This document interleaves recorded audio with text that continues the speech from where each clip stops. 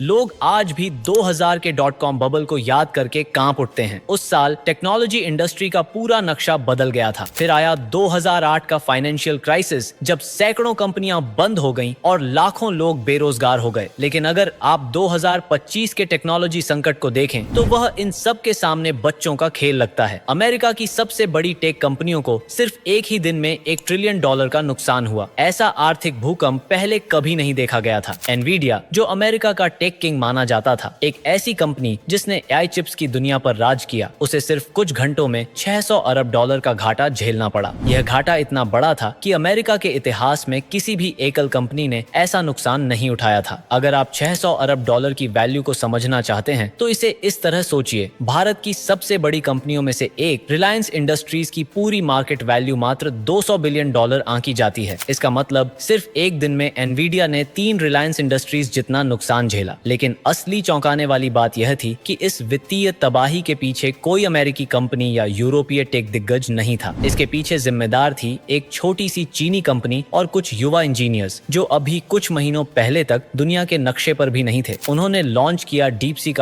एक ऐसा AI model जिसने कुछ ही दिनों में पूरी सिलिकॉन वैली को हिलाकर रख दिया। यह एआई इतना शक्तिशाली और कुशल था कि इसने ओपनएआई के चैटजीपीटी और मेटा के एआई मॉडल्स को भी पीछे छोड़ दिया। अब अमेरिका को एहसास हो चुका था कि यह सिर्फ एक छोटा सा झटका नहीं था, बल्कि एक पूरी टेक्नोलॉजी क्रांति का आगाज था। चीन की रणनीति और दुनिया के लिए खतरा यह केवल अमेरिका के लिए खतरे की घंटी नहीं थी, बल्कि पूरी दुनिया के लिए एक बड़ा अलार्म था। चीन ने खुलकर यह घोषणा कर दी कि वह विज्ञान, टेक्नोलॉजी और व्यापार में दुनिया का अगला नेता बनने जा रहा है। अमेरिका ने वर्षों तक चीन को एआई चिप्स और एडवांस टेक्नोलॉजी के निर्यात पर प्रतिबंध लगाया था, ताकि वह इस दौड़ में कभी भी अमेरिका की बराबरी न कर सके। लेकिन अब यह रणनीति नाकाम साबित हो गई थी। डीपसीक ने दिखा दिया कि चीन अब सिर्फ सस्ता सामान बनाने वाला देश नहीं रहा। उसने अमेरिका के सबसे एडवांस एआई कंपनियों को मात दे दी। अमेरिका अब चीन को रोकने की पूरी कोशिश कर रहा है। वह नए ट्रेड बैन, तकनीकी पाबंदियां और रिसर्च रिस्ट्रिक्शंस लगा रहा है। लेकिन असली सवाल यह है, भारत कहां है? भारत की चुप्पी और हमारी असफलताएं। जब दुनिया के 2 सबसे बड़े देश AI, chip manufacturing, space technology और हाई टेक इंडस्ट्रीज में एक दूसरे को टक्कर दे रहे हैं, तब भारत कहां है? हमारे देश में जब गलवान घाटी में चीनी सैनिक घुस आए, तब हमने चुप्पी साध ली। जब चीन हमारे बॉर्डर के पास दुनिया का सबसे बड़ा डैम बना रहा था, तब भी हम चुप रहे। 2024 में जब हमने $120 बिलियन से ज्यादा का चीनी माल इंपोर्ट किया, तब भी किसी ने कुछ नहीं कहा। और अब जब एआई क्रांति पूरी दुनिया में हलचल मचा रही है, तब भी हम चुप हैं। हमारे IT minister Ashwini Vaishnaw Twitter पर कोल्ड प्ले कॉन्सर्ट की तस्वीरें डाल रहे हैं और कह रहे हैं कि भारत में कितने बड़े इवेंट हो रहे हैं। क्या यह एक केंद्रीय मंत्री का काम है? जब पूरी दुनिया एआई की दौड़ में लगी हुई है, तब हमारे नेता किस चीज में व्यस्त हैं? पार्लियामेंट और न्यूज चैनलों में मटन, मुस्लिम मस्जिद, मंगलसूत्र और मछली पर चर्चा हो रही है। आईआईटी में यह बहस चल रही है कि क्या हॉस्टल के मेस में नॉन-वेज खाना मिलना चाहिए या नहीं। आईआईटी के कुछ डायरेक्टर गौमूत्र के फायदों पर शोध कर रहे हैं। हमारा विज्ञान और टेक्नोलॉजी सिस्टम इतनी छोटी और बेकार बहसों में फंसा हुआ है, जब दुनिया चंद्रमा और मंगल पर बेस बनाने की तैयारी कर रही है। डीपसीक R1 कैसे अमेरिका को हरा पाया? जब दुनिया मानती थी कि एआई के लिए बड़े इन्वेस्टमेंट, सुपर कंप्यूटर और महंगे चिप्स की जरूरत होती है, तब डीपसीक ने इस सोच को ही बदल दिया। उन्होंने मात्र $5.6 मिलियन के बजट में ऐसा एआई मॉडल तैयार किया जो ओपनएआई के चैटजीपीटी से भी ज्यादा कुशल निकला। एनवीडिया के लिए सबसे बड़ा झटका यह था कि अब एआई को चलाने के लिए महंगे एआई चिप्स की जरूरत ही नहीं रही। डीपसीक सिर्फ एक साधारण गेमिंग पीसी पर चल सकता था। यही वजह थी कि एनवीडिया के शेयर धड़ाम से गिर गए। भारत के लिए सबसे बड़ा सवाल, अब असली सवाल यह है कि भारत इस पूरी टेक्नोलॉजी क्रांति में कहां है? 2014 में नरेंद्र मोदी ने make in India programme launch किया था, ताकि भारत को वैश्विक मैन्युफैक्चरिंग हब बनाया जा सके। लेकिन चीन ने 2015 में मेड इन चाइना 2025 प्रोग्राम शुरू किया, जिसमें उसने अपने उद्योगों और टेक्नोलॉजी सेक्टर में भारी निवेश किया। 2023 तक चीन का R&D बजट $723 बिलियन तक पहुंच गया, जबकि भारत इसमें 10 गुना पीछे रह गया। चीन ने दुनिया के साथ अपने व्यापार को तेजी से डाइवर्सिफाई किया, जबकि भारत अभी भी विदेशी कंपनियों पर निर्भर है। चीन की अर्थव्यवस्था $18 ट्रिलियन